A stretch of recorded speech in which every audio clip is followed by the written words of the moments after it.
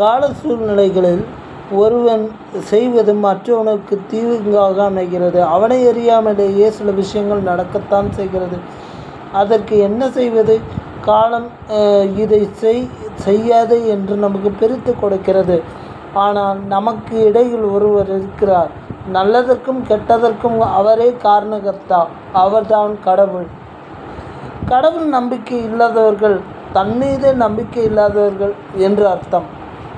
ஏனென்றால் ஒரு பிறப்பு இருக்கிறது, அந்த பிறப்பு எடுக்கப்படுகிறது, அதாவது அந்த பிறப்பு கொடுக்கப்படுகிறது.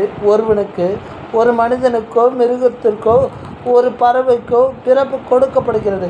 இந்த விஷயத்தை நீதான் முடிக்க வேண்டும் என்று வகுத்து கொடுத்திருப்பார் இறைவன்.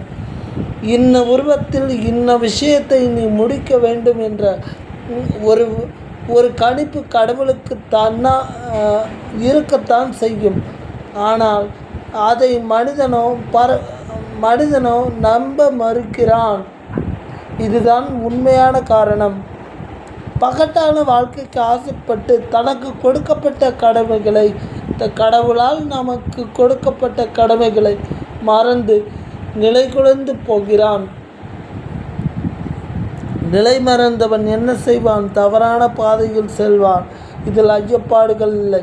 என்றுமே தான் தவறான பாதையில் ஒருவன் செல்லும் பொழுது கடவுளை தன் நடுவே, தன் மனதிற்கும் தன் செயலுக்கும் நடுவே கொண்டு வந்து நிறுத்துங்கள்.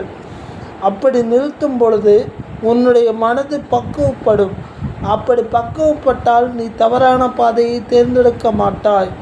உன்னுடைய பாதையும் பயணமும் தெளிவாகவும் தீவிரமாகவும் அமையும். இதில் மாற்று கருத்தில்லை. வாழ்க வளமுடன், வாழ்க வையகம். எல்லோரும் இன்புற்றிருக்க நினைப்பதே அல்லாமல் வேறொன்று என் பராபரமே. நன்றி.